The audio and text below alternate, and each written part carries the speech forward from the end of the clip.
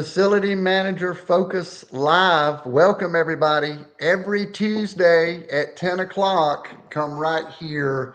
This is going to be something really exciting. My name's Daniel Allison, the average dude, along with my co host and consultant and founder of the Friday group. Good morning, Stormy Friday. Good morning to you and to the audience. Absolutely. So I am super excited. I've spent the last several nights, and you know this, learning about facility management, learning about different facilities, talking to people, and I see them popping in downstairs here in our backstage area, Stormy. What is it? You've spent a career studying facility management, training, speaking in 60 countries. You've written 4 books. What is it about facility management that keeps you hungry for more? I think because it allows you to problem solve and be a strategist in a lot of different areas. And as I have said for many years, being a facility manager gives you access in a large organization to all the phases of what makes that company or organization run. And so you can be very plugged in. You can be limited to operations and maintenance. You can craft your own role depending upon the company. And so it's a challenge a day, a challenge an hour, a challenge a minute sometimes. Absolutely, and there's so much diversity within. I mean, every facility is a little different. We've got some folks today from Major League Baseball. We've got people at manufacturing plants. We've got folks that do some construction as well as the maintenance. So for someone like me that's not a technical person but loves to learn about new things, meet new people, there's really it's a big umbrella, isn't it? It's a very big umbrella. Yep. Yep. So it's exciting. A lot of changes within facility management. One of the videos that I came across doing my research was your first 100 days as a facility manager. And you said that has been a popular video, and I think it's going to be even more so because one of the things we want to talk about is the qualities that it takes to find good facility managers with all of the folks retiring and that sort of thing. What is it about that first 100 days that you think made that a popular video? Well, I think it rings true for so many people. And, we look at the first 100 days for so many people who come into different venues. We look at our president of the United States. We look at CEOs of corporations. And it just seemed to be the most appropriate message for a facility manager. And I always say the big motto there is you have to plan like you only have 10 days to be in your position and work like you're going to be there for the rest of your life. And so the first 100 days are critical. The first 100 days are critical, and that probably goes if you're at a new facility or if you're first day on the job or you're brand new to the facility management world. Which brings me to our first facility manager that I wanted to introduce everybody to, introduce the audience to, and I wanted to meet myself. I connected with this person on LinkedIn, and hey, this is what it's all about. We're going to meet someone and learn about her role and her position. And here she is right now, Sarah Bomarito. Sarah, welcome. Good morning. Uh-oh, I think you're on mute there. I'm gonna take you off. Or maybe you can on your end. I did. Sorry about that. Yeah. My dogs are barking in the background. Yeah, my dogs are barking in the background. We're actually in the process of moving because, to Stormy's point, I'm actually starting a new position. So my name's Sarah Bomarito. I have been in facilities management my entire career. And to Stormy's point, no one grows up and says, I want to be in facilities management, but I stepped into this role after a construction project that I was working on had ended, and they were like, hey, we think you'd be great in facilities. And I stepped into this role and absolutely fell in love. It's complex every single day. It's not coming in, pressing the same button. It's really driving change. And one of the things that I am personally extremely passionate about, I've been doing a series of podcasts talking on this topic, but driving facilities to be a strategic partner. For so long, we have been viewed as the people that keep the lights on and keep the building functioning, but we are so much more than that. And as AI and IoT devices and sensors and augmented reality and CMMS and all of these other things that have really picked up traction in this field are becoming more prevalent, what I'm finding is that frees up some bandwidth for us to really drive strategy and bring a completely different view to the business. And so I'm really excited to be here today. Again, like absolutely love this field. It's amazing to catch up with other people, especially other women. It's rare to see other women in this field. And so really excited to be here today. Well, you mentioned it before I did. That was one of the things that kind of jumped out about your profile. You've obviously had a long, successful career doing that. And I'd like for Stormy to comment too. She mentioned the importance of facilities management and how really, I think through your career, Stormy, I've heard you mention several times, it's a C-level position because when it's truly integrated, we need that position. It's an important position. It is. It's a very strategic position, and as Sarah said, we've worked hard to get a seat at the table. I think when I was a facility manager, again, I always say 100 years ago, but in the dinosaur age, I was asked to take on the position, and they said it's a little light dusting. It's the mops and cop shop, and that's what it was known as. And that's a very different perspective than we have now for facilities management, which is how we can help influence the decisions that companies and other organizations make with regard to, I think, acquisitions, with regard to expansion, with regard to all kinds of things, because the facilities play such a critical role in the business bottom line, and that's essential. Absolutely. What I want to do, I want to say good morning to Kenneth Kropp, who we met last week, if you remember, Stormy. Yes. Ken, good to see you. And I'm going to be reaching out to you soon, Ken. We've got some other ideas of things that we want to do. So I think what I'd like to do, Mike, if Mike is backstage and ready to come on, I'd like to introduce y'all to Mike and let him join the conversation as well. Mike, are you ready? Give me a head nod. Okay, good. There he is. Now, Mike, I don't have Mike up there. We've got the hammer. And the reason that we call Mike the hammer is because we appreciate someone that is straight to the point. We so often we need someone to tell us what they're really thinking. And the last thing that I want on this program is an echo chamber. So the hammer. And that's why we bring the hammer in to fix that, right? Absolutely. How y'all doing this morning? Doing good. We're talking a little bit about facility management in 2025. And Sarah has that construction experience. They saw her talent and they said, we think you'd be good in facilities. And now I think we'll talk more about it, but it sounds like she's got both of those things, facilities, construction, and kind of helps overall with the operations.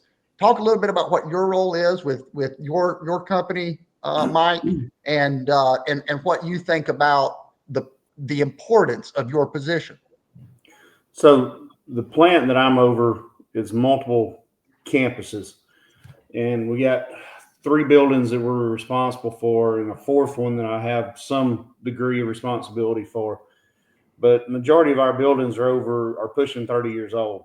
So you're dealing with a lot of different things when you deal with that. Plus, trying to integrate all the new stuff that's coming out from a 4.0, Industry 4.0, and sustainability and green and all that. It gets very difficult when you're dealing with a plant that old. It takes a lot of investment and a lot of time. Well, I think this would be a good time. So when I see this happening, we're going to meet a lot of folks. There's going to be things that are happening in the news. This conversation is going to be organic and kind of go in different directions. So if anybody has a question or a thought, please share it. But I wanted to kind of talk about in the news here recently and across the street in my local news, the AC Marriott Hotel. There was all these emergency trucks came pulling up, fire trucks, and it looked like a serious emergency. I went over there. There was water coming down the stairwells. And I was just sitting there trying to figure out what was going on. It was a major situation. There was water everywhere. And then I read in the news about, was it the Walter Reed Hospital, right? They had some water damage. There's water everywhere. Take me into someone's mind that's got all these facilities. You see water. What goes through your head? That's not good. Yeah. That's probably one of the worst things you can have next to sewage. Mhm. Yeah. Well, yeah. Well, yeah, there's a lot. Sarah, I see you're shaking your head. What goes through your mind when somebody says, "Hey, I've got water"? What do I do, Sarah? Oh, water. Well, to Mike's point, water is one of the worst things that you could possibly have other than sewage, because there's so much remediation that has to go along with it. I mean, you're looking at a month to get that. Once you figure out the issue, you have to cut open walls, you have to let everything dry, you have to replace things. I mean, sometimes you're even replacing like studs. Whenever you have water, it's the worst. And when people say, "Oh, there was a flood," or "We had a hurricane and the storm surge," and you're like, "No, water is terrible." I mean, yeah, it's a lot of work, and remediation is not short term. Yes. And I think that takes me to having good folks on your team. So if you've got, the first things that come to my mind, if I hear water, I'm thinking HVAC, I'm thinking maybe a pipe burst, I'm thinking about things like that. I'm thinking maybe did the fire suppression system malfunction? Yeah. These are the types of things. And now I've got to start making calls to these folks. What would you want to hear, Mike? If you're in one of these 911 situations and you call one of your vendors, what kind of response would you like to get in that situation from your vendor? How many people need, and I'll be there as quick as I can. I mean, that's all you want to hear.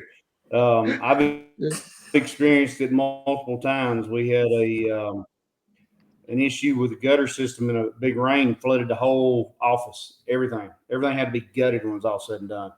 So it's not good. And then anytime, like, we deal with a lot of fires and that kind of stuff, because of some of the stuff that we do is just inherent. You're going to have a fire, and we had a fire system. We had a fire and popped a sprinkler, put 40,000 gallons of water in the middle of the production floor. You can only imagine what that did to us. So that was an experience. Yeah. When you got water ankle deep on a production floor, it's not good. No, that gets everybody's attention. It gets everybody's attention. Well, Mike, Yeah, what would you say? everybody's. I know that on Tuesdays, a lot of times you're off today, and I'm glad that you had a chance to join us. But a lot of times on Tuesdays, y'all have pretty much like a company-wide meeting where y'all are talking about that some of the things that we're talking about here, aren't you? As far as the importance of the facilities and how it integrates with the overall operations. Oh yeah, we have basically a manager meeting every morning. Usually takes about an hour. Go over all the issues from the day before, any issues you got going on. Like today, I'm dealing with a chiller problem. I got 2 chillers down right now, and air conditioning not working. It's not a bad time of year for it not to work, but did pick one of the warmest days of February, so having to deal with that. I'm sitting here texting back and forth talking to y'all, trying to get it fixed. So. Well, there you go. Hey, you're never really off, are you, Mike? You're never really off. No, no, you're not. No way you get off. You get on a cruise, you ain't got a phone. Absolutely. And then they still try to call you. I'm gonna go back to Sarah here. Sarah, you were talking about being on some podcasts recently and doing some things outside of your job, and you got this promotion. Why do you think that it's important to talk to other facility managers, to talk about what it is you're doing? Why do you choose to do that sort of thing? Absolutely. I love this question. One of the things I found in my career is facilities has been siloed. We tend to kind of be relegated to the side, an afterthought. And one of the things that I am like really driving in my career is Information sharing, knowledge sharing. One of the podcasts that I've been on recently is NLG Talks, and it's a learning podcast. And so we share information about anything from insourcing to outsourcing, preventative, break fix, proactive, or predictive maintenance, things like that. And by sharing this information, we move the industry forward. Because as I've really taken a deep dive into the technologies that are coming out. This, like I mentioned earlier, CMMS, CAFM, BMS, AI, all of these things. We need to lean into these things. We need to lean in, because if not, AI is going to become even more prevalent within facilities management as we move forward. And if we don't adapt, then we become obsolete. And so that's one of the things that I've really leaned into within facilities management, is making sure everybody's moving forward. Because what's going to happen is, as AI allows us to become more efficient, there are going to be less positions within this field. There's going to be more because of the number of buildings that are opening, the number of companies that are expanding, but we're going to become more efficient. And so as we're becoming more efficient, if we're sharing this knowledge and bringing other people up with us, not saying, oh, well, I'm moving up, so no one else gets to move up. It's no, let's all move forward and move into the future together. And so for me, absolutely love this type of forum with the knowledge sharing. It makes us all better, and it challenges our thought process. One of the things that I personally love to do with AI is to have it debate me on a point that I feel passionate about, where I have to debate the counterpoint.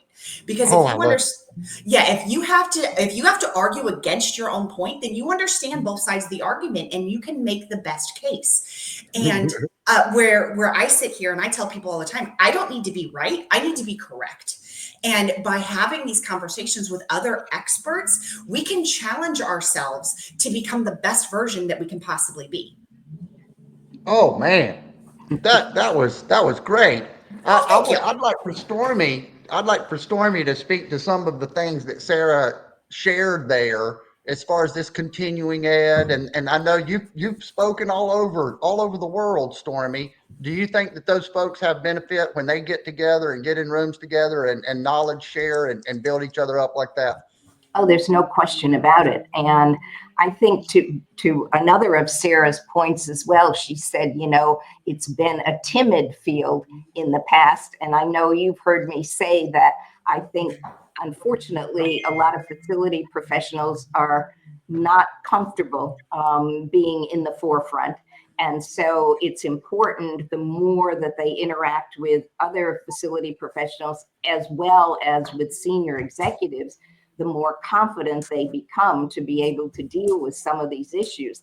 And you need to be able to chat, as Sarah said, with people who are working on technology and be able to talk in the realm of AI, as well as talk about budgets and talk about strategic plans and talk about all of the things that the C-suite and others that you are working with find important. So it's critical that you know what the hot topics are, and then you get up to speed on those. And one way to do that is to have a great network of people and go to forums where you can exchange ideas about very specific areas.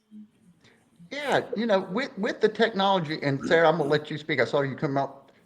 With the technology that we have now, we can do this virtually, because I ran networking groups, and of course we want to talk to facility managers. They are the ones that have the information. They're the ones that know. But the problem is they're busy. They're taking care of the facility. So if we can make it where they can dip their toe in, dip out, share knowledge, they can meet people, and it's good for both sides. So that's one of the things, Sarah, that we try to do here. And Paul's backstage, and look, we have folks, you have vendors, obviously. You have vendors that want to do business with you. And we want to get away from in my mind, this is not sales, right? There's no sale. The vendors are not selling. We come to an agreement where someone can take care of the things that we need done.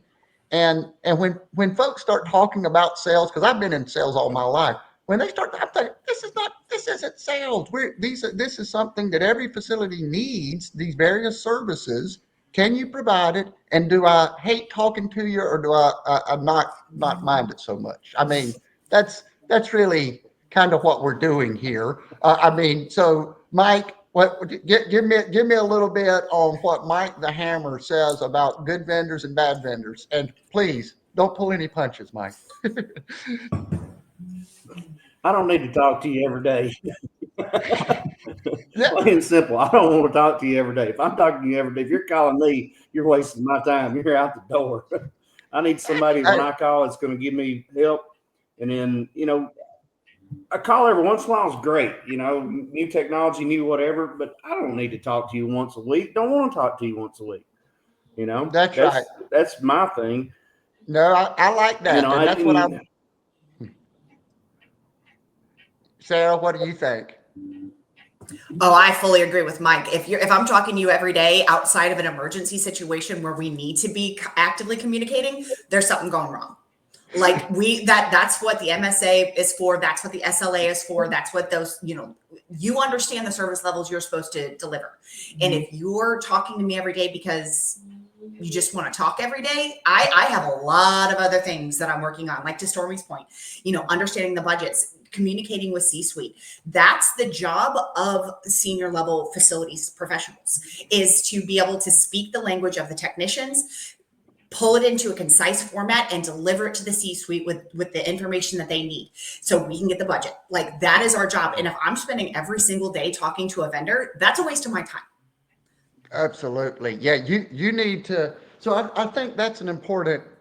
You said a couple of things important there. I think translating what the technicians are saying to you, because again, you don't necessarily you're not an expert on every single field. You have a broad knowledge of what needs to be done. You rely on these experts. That's why I'm hiring experts. But then I've got to take their talk and translate it to somebody that's a bean counter and doesn't really even appreciate it. They don't even have a working knowledge of what we're talking about. And so now, how do I make sense of that, Mike? Or Stormy? I'm sure you've talked to folks through the years. How do you consult with the translation of what the technicians and the vendors are saying when we've got a capital project or a project that needs to be done, and we need to talk to the higher ups about it? But how do we do that? Well, you have to remember that senior level executives have about a nanosecond of attention. And so it's important that when you are trying to do that with them, you don't get buried in the weeds, which a lot of facility folks have a tendency to do. And so you need to make sure that you're marketing to them, not selling to them. And marketing is a very distinctive art. And what you want to do is to make sure that you identify the key points of what it is you're trying to communicate to them, but you always want something as a result of that discussion. And you need to know what it is you're asking, and don't go away without asking for it, or you'll never get it. And I think that's part of the problem with what facility managers have done over the years. And if you go back to the discussion about our vendors, when we talked, I think maybe last week, about how you kind of partner with them, that's one of the things you need to create initially, is your communication plan with them. You need to meet with your providers, your partners, on a regular basis. But as both Sarah and Mike have said, you don't do it every day unless there's a crisis. So how are you going to communicate? And then how do you push that communication down to the people who are actually doing the work? They're the ones that need to be in more constant contact. You need to have conversations with your partners about how well they're performing. Sarah talked about the service level agreement. You want to know how they're doing against their metrics. And those are the kinds of discussions you ought to be having with them. And the day-to-day working kinds of interactions need to be pushed down to the people who actually are dealing with their technical people. Oh, wow. Yeah, absolutely. There are two things in that really jumped out to me. Marketing, not selling, I believe is what you said. Marketing, not selling. I thought that was great. And then a communication plan. A communication plan. When we talk about relationship sales, it doesn't mean that we're the kind of friends that go on hikes on the weekend. It means that I communicate with you. You answer the phone when I need you. You take care of what needs to be done. You're proactive. and you take care of things once we get off. Hey, if I need you, I need you. We talked earlier about the water situation. When something goes different than what we'd planned, I want to know that I'm working with the kind of human being that's going to help me out. Mike, have you had any vendors that were good, that were bad? Give me a good and bad war stories. I mean, everybody's got a vendor you'd rely on, right? I've got an electrical vendor I rely on religiously, and they're Tell me why he's good. Tell me about that relationship and how you've got him. You obviously believe him. His first that came to mind. Why is he that guy for you? the good thing about it. The company he runs is we're constantly changing stuff electrically. So I've got two master electricians that work for me, but I've got them doing so many other things. I can't get them to do certain projects. So I have to pull this company in. And every time I had a bid against them, they're so much cheaper, but I keep two of their guys working almost all the time. So he will bid stuff at almost a break even just to keep those guys working, and he'll make his money down the road. So he's been really good to me because I can keep his guys working as long as he stays cheap. I love to hear that. I mean, that's the truth. Play the long game. Quit trying to hit a home run. Let's hit Yep. a double every week instead of hitting the home run and we never get any more work. Sarah, Yeah. what do you think? What do you think, Sarah? I fully agree. I have a vendor that I've used for the last year that's the same way. Like every time I call him, like I have our account rep's personal cell phone number. I can text him and hey, I need somebody out on site. And he always makes time to have someone on site for me, no matter what. It doesn't matter if it's dropping 483 phase. It doesn't matter if we're moving outlets, if we have new conveyor going in, like he always makes someone available for me. And it's the same thing because I keep his guys working all the time. And they do. Every time I've had to bid something out, they essentially do it from break even because we keep people working. When you're originally meeting with people, Sarah, let's say you've got a project or you've got a service, it's a service that you're going to need. You're going to need a vendor on a recurring basis. You're going to meet with two or three of them. What are sorts of things that you look for to say, hey, I'm already liking what I see? Yeah, for me, since I've been doing this most of my career, I've worked with so many vendors, good, bad, otherwise, neutral.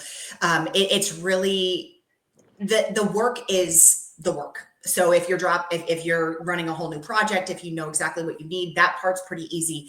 It's the relationship piece that I look for. How responsive are you? Do we work well together? Do our personalities go well together? Because, those things matter because I tend to be very direct. I tend to, and it's not good or bad. It's just, we all know where we stand. And so if someone tends to get upset about that, then we're probably not going to work well together.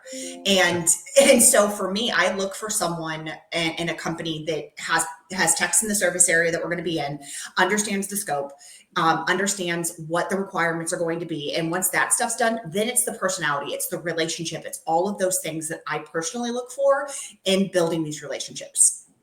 Absolutely. Stormy, do you want to tell us about the pen that you're wearing today? Yes. I told you I would try to do this every week. It's a trick that I learned years ago from reading about Madeleine Albright. She was our former Secretary of State, and she wore a pin every time she met with a foreign dignitary, and her pin always sent a message. And she found that it was a very strategic thing to do. So I decided I'm going to wear a different pin every week, and it will be a very subtle message. Today, I'm wearing my peacock pin, and that means that facility managers cannot be timid. As we have said, facility managers, facility professionals, every once in a while need to be peacocks, and they need to be able to strut their stuff and market themselves in addition to market their organizations.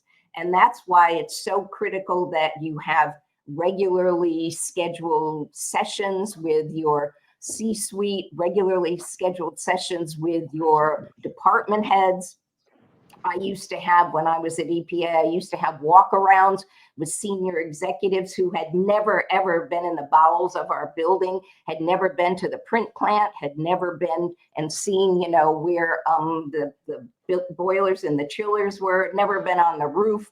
And so if you do that, that's how you build that rapport. And sometimes you have to strut your stuff. You have to be a peacock. I love that. And it fits exactly with what Sarah's personality is. Now, the hammer's already taken. So if you return, Sarah, we're going to have to give you a name other than the hammer. But I would like to learn a little bit more about how you got started within the world of facilities management, how you got started in construction. Again, you're a female, and that's kind of unique in that world. So tell us the story.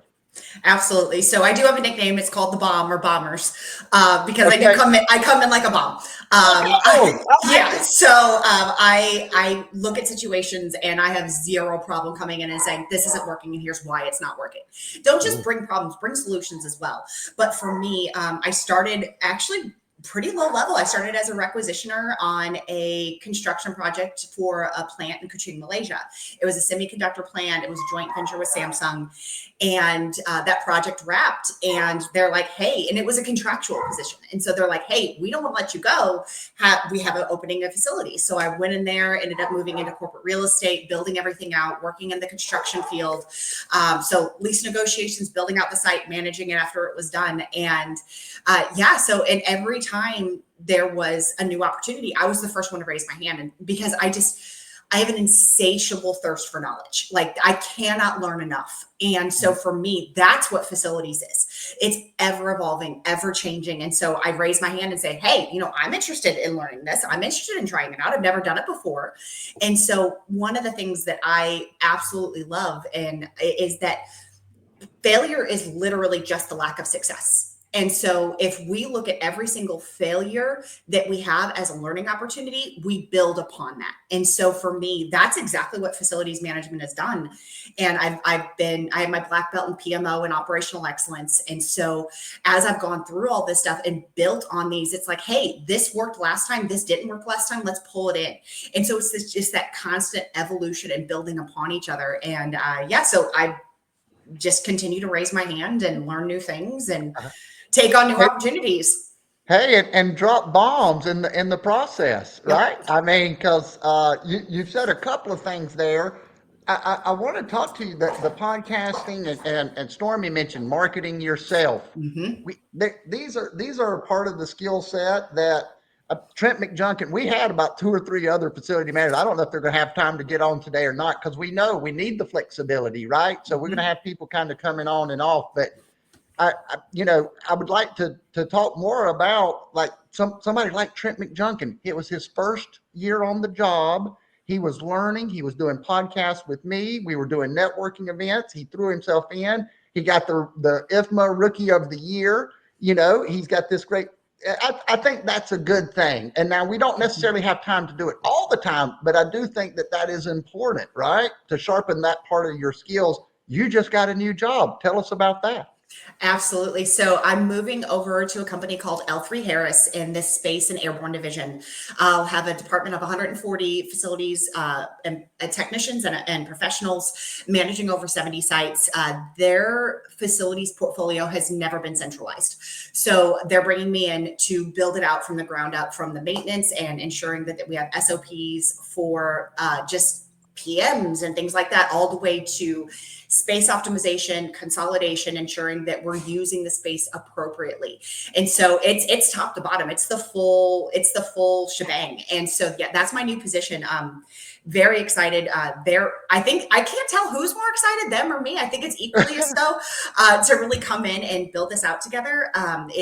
It's really exciting. So we're moving from East Tennessee to Central East Florida.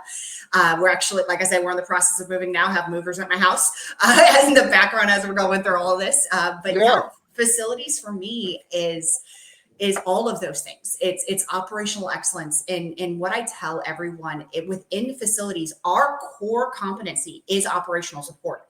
Everything that we do has to support operations. We're not a revenue generating department. We are cost optimization, really driving that spend, ensuring that we're being good stewards of the funds that we're given. But it's being able to see the whole picture. That to me is what a good facilities management leader looks like, is saying, hey, these are all the different pieces, putting them in the puzzle and showing executives, hey, this is what the full picture looks like. These are the funds that we need, and this is why we need them, to be able to drive those cases. And that has served me extremely well in my career. Wow, I love that. Stormy, did anything jump out to you that Sarah just said that you'd like to comment on? And then I've got some questions for Paul here. Well, I think she's talking about the whole package. I mean, she's doing everything exactly right. And she has, she's building up her credentials. She's building up her network. She's looking at the total picture, which is what facility managers, facility professionals need to do. And you just have to I always say that facility organizations are constantly in a state where they have to raise their hand and say, we can reinvent ourselves. If you want us to take on this particular area, we've never done this before. I can remember a couple of our clients, they'd never done travel, for example. And the CFO said, we need somebody to handle travel. Well, we don't do that. We're in facilities. Well, take it on. Make a name for yourselves, step up and take on a new opportunity. And so that's where it becomes important. You get the holistic approach. The more you can get your tentacles out into that company, and the more people appreciate and understand how you contribute to their ability to do their job, the better you're able to do it. And that's how you get ahead. Is by, as Sarah said, stepping up and raising your hand and saying, I may not know how to do it today, but give me until tomorrow and I'll figure it out. Yes, exactly. Like, one of the things that I've been most excited about raising my hand is building out a program management strategy. Because within facilities, everything that we do ultimately kind of leads into project management. And so I have an idea for a few pins, a chameleon and an octopus. Because we need to be chameleons and blend in and do that and get your tentacles in. So just a little thing. But yeah, no, Stormy, you're exactly right. I love that. Yeah. I love that. Yeah. I want to ask Paul, who's been in the business development world, and I hear all of these responsibilities that Sarah's talking about. I hear Stormy talking about leading organizations and trading the leadership and managing all those people. And I like seeing it from afar, but it's the gifts in people. Paul, what do you think about the job that Sarah's got in front of her? I have been chomping at the bit to get in on this conversation. So very exciting. And Sarah, thank you so much for your insight and your career. And I'm telling you, I'm very impressed, to say the least. One of the things that really jumped out to me, two things. One golden nugget that I'm pulling, and I wrote it down immediately, was something that you had said, learning from failure and improving upon that. And I think that just kind of continues to ring proof positive as we develop our careers. And, the more assets that we continue to take on and everything, the more important it is, because we will make those failures, but it's how we improve upon them and assure ourselves and our team that we're not going to do that again. So that was one little gold nugget I pulled out of the conversation, but also something that jumped off the page because it relates to what we're currently going through too at our facility, is we're building out SOPs. And for the past year, we were tasked to build out SOPs ourselves.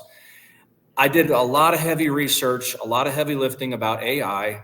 I went ahead and I bit the bullet, and we've been building out our SOPs using AI. I wanted to ask you if you've had experience with that yourself, and what has been your experience with that?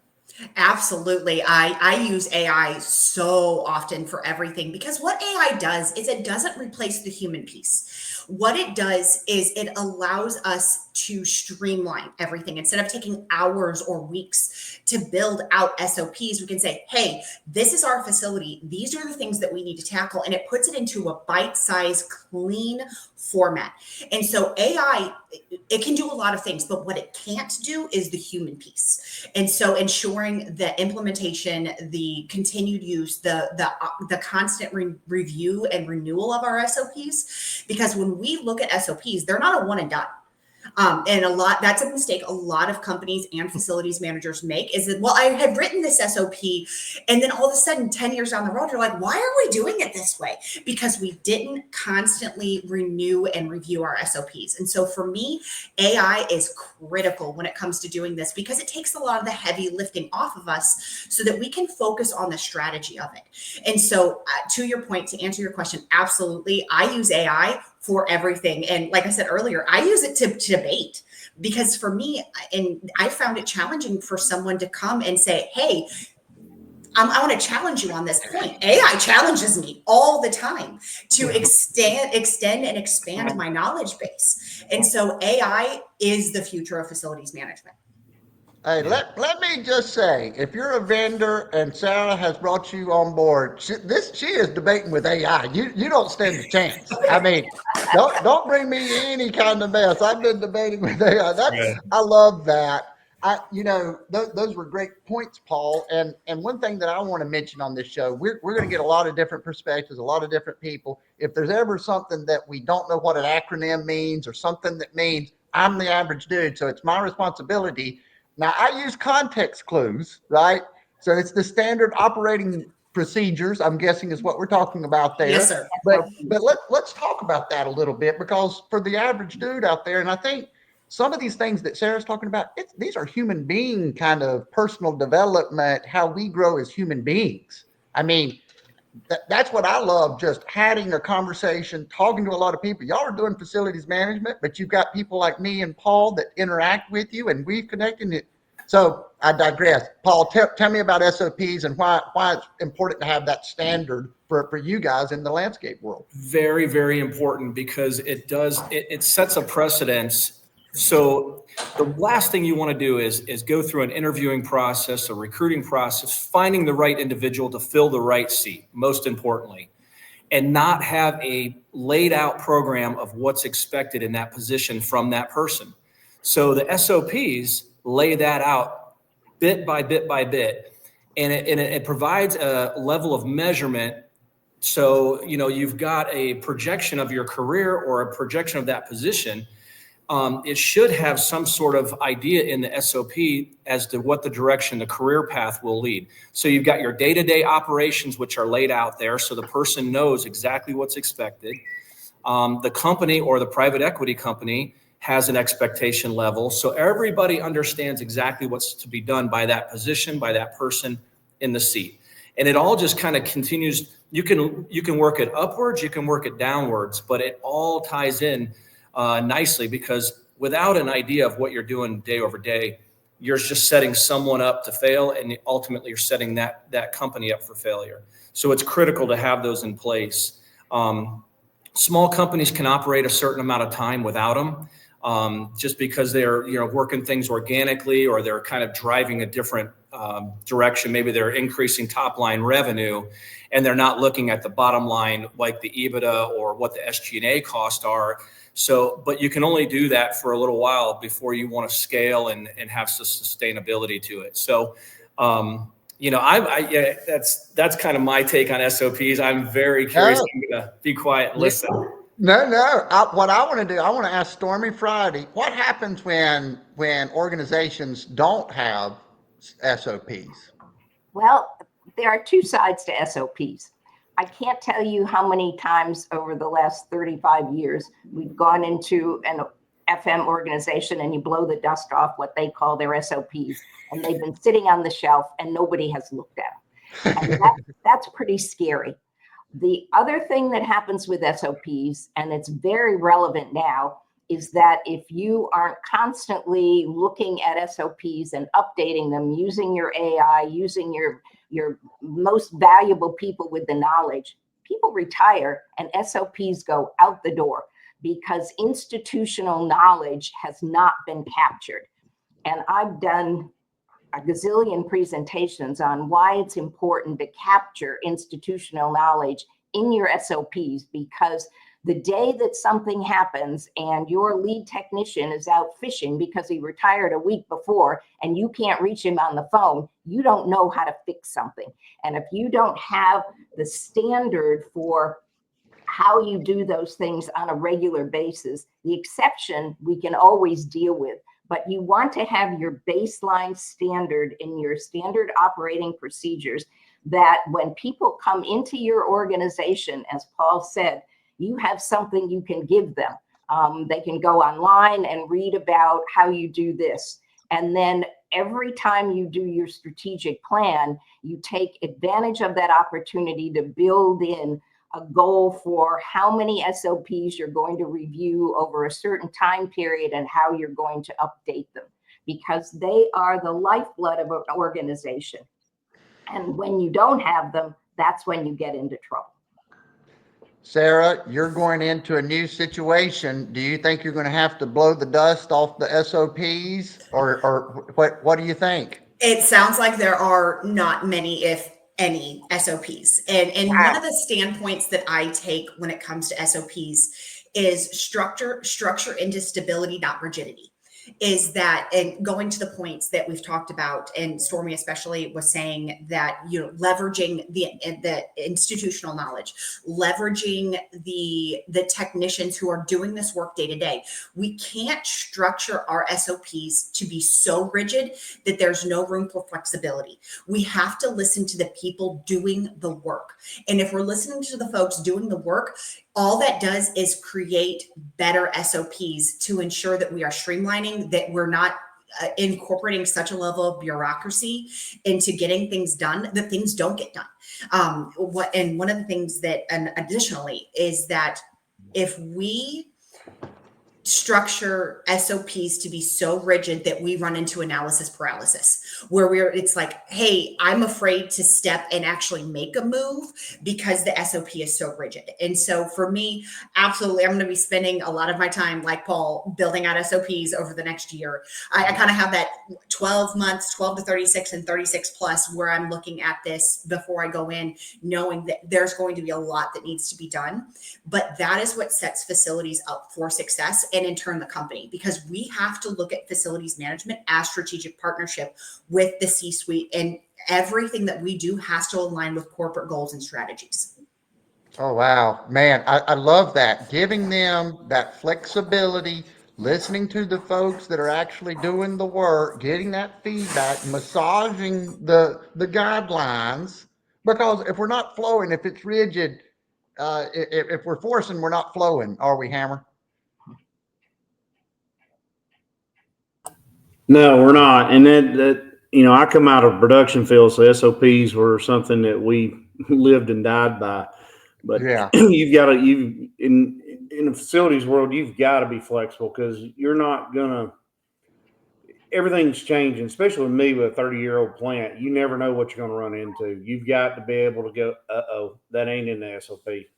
You How long have you been at that plant, Mike? How long have you been at I know it's been around for 30 years. How long have you been there? 30 years. You've been there for the full term. Wow. When I hired in May of '96, and I was the first group that got hired in. Wow. Well, you are, that's awesome. And I mean, without having been down there and seen the whole situation, that you certainly are an integral part to that entire operation. I mean, how do you capture your knowledge? I'd love to hear. You've kind of taken me on a path here. We've got to get the knowledge that Mike has, Mike the Hammer, about this facility of 30, because a lot of organizations are facing this. You've been there for 30 years. You are probably worth double your salary. I don't think you can use that in negotiations, but just say It don't work. Trust me, I've tried. hey, I want to cut if you get it. Just kidding. But what do you think there? A lot of it is what we call tribal knowledge, right? You've been around long enough. You've seen it installed. You've seen it worked on every time. And I'm very fortunate. The my facilities guys that work for me all been there at least 15 years. So they've seen majority of most everything go in. So I lean on them pretty heavily, like, hey, and they'll tell us, yeah, this is what we did last time, or 10 years ago we did this. And that tribal knowledge is so crucial. If you're going into a plant and you don't know and it's been around a long time, you better be talking to some folks because you're gonna get in trouble in a hurry. It'll take Absolutely. just a minute. And then the other thing that I do is, listen, earlier, I have a meeting once a week with our GM, and it's supposed to be for an hour. It ends up being 2 hours. We go over all projects we got going on and any issues we have going on. That way he knows, okay, this is coming up. I'm going to have to buy this stuff. We're going to have to look for capital money for this. So every week I spend with our upper management team, I spend at least an hour and a half to 2 hours with them. And that way everything's out in the open. There is no surprises. Now you're going to get a surprise here and there, but that's the biggest thing. And when it comes to, whenever you need money for something, they already know you've been talking about it, and they're like, "Yep, you've been talking about this. This is what we got to do." So Yeah. it's there, and that Well, helps it's tremendously.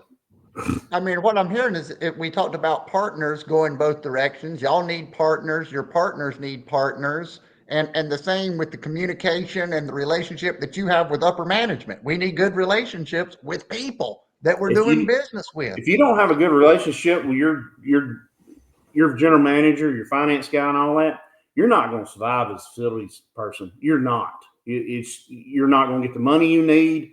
And when you don't get the money you need, it snowballs from there. And then they're calling you, going, hey, why is the AC not working in the office, or why is the heat not working? Well, it's been Yeah. broke. It was broke all winter. Why didn't you work on it? You didn't give me the money. That's the thing that I have learned primarily from talking to facility managers. At the end of the day, they're going to be held responsible for when the facility doesn't meet the needs. So they're going to be beat up on price. But then The when the things facility outside your doesn't meet their needs, control. that's right. So you're really in a tough spot. And so as a vendor, as a salesperson, we really have to get in the box with you. We have to understand what you're up against, what your goals are, so that we can be that thing. I think that this gets lost because I know it was lost on me, right? You don't really realize all of the workings of the entire organization. I'd love for you to talk about upper management and what you've seen. I'm sure you love everybody that's there now, but through the years, has there been more challenges than others? Yes, there has been. Your best upper management is those who team with you. That's your most successful upper management. They end up moving on to other positions, right? They team Ones that with get you. on board with you and listen to what you have to say. And yeah, none of us want to spend money. Let's be honest. We don't want to have to spend money at home on an AC unit. We sure don't want to spend it at work. And getting them to understand the difference in cost between what's at home and what's at work is so much of a difficult situation. You're dealing with a 5-ton unit at home. I'm dealing with a 150-ton unit at work. There's a big difference in cost. Yeah. Paul, I'd like to talk to you about working with facility managers and trying to find that balance, understanding that, yeah, I would love to get a new landscape project done. Yes, we want our grounds to look good, but yes, we also have to keep it within budget. What's that like through your many years in that landscape world working with facility folks? No, I appreciate that, Daniel, because it is, working within budgets and things like that, to Mike's point, is very critical. And especially with something like landscaping, where it's kind of an afterthought, even though you've got, your senior executives walking by landscaping every day. They're coming in and out of the office. You've got guests, you've got potentially investors coming into a facility. It's the first aesthetic that they see is the landscaping. And, I've been fortunate enough to really kind of drive the initiative to work within those budgets, be a partner with the facilities to improve the look and aesthetics.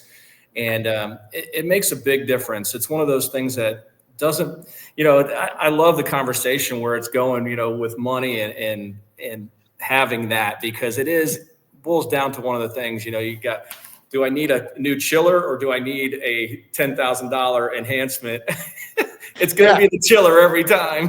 That's right. That's right. I mean, Yeah. very, very rare do we have a 911 with, actually, there's a term for that. I'm learning so much about facilities management. There's a term for what we're talking about, right? The difference between a chiller that's a structural integral need for my Yeah. facility and like you say, an aesthetic. And I'm sure, hey, I'm on the right show to get the answer to that question. Yeah. No, Yeah. I mean, it's important. I mean, I'll give you a good example, good working example. Over in Union, we were a partner in building a new medical facility over there, and a large donation came in from Dolly Parton. And Dolly Parton, her donation went, specifically a large portion of that donation went to the children's garden, which we, developed, designed, built. And, so that aesthetic is important to that donor, and it's going to be important to those children who come into that facility and appreciate that garden for what it is and the fountain. So just had a ribbon cutting yesterday, and exciting times. So that's a good That's example. cool. Yeah, and there's some really some great stories out there with that facility, and everybody can kind of research it on their own. But Where's that located, Paul? it's out in Union, In South Union. Carolina. Okay. Wow. And Dolly Parton donated Herself. to it. That's correct. Wow. Yeah, Union County, South Carolina. That's now there's a cool. lot of other donors that are just as important. So if someone's listening to the podcast, Yeah. I just had to give another kind of shout out to Dolly there. I do want to also give a shout out to DJ. DJ, good to see you here. SOP versus SOG, standard operating guidelines. Not every situation will fit an SOP. I think that's an excellent point there, DJ. So this has been super exciting. We're coming up on our hour's worth of time. I do want to kind of mention, Sarah, you came in here with fantastic energy and enthusiasm. And I think that is just, it's refreshing, isn't it, Stormy, to see Very much. folks that are doing good things. She's got a new job, and it's no wonder she's thrown herself in and she's dropping bombs on the podcast. So thank you for joining, Sarah. Absolutely. It's been my pleasure and an absolute joy.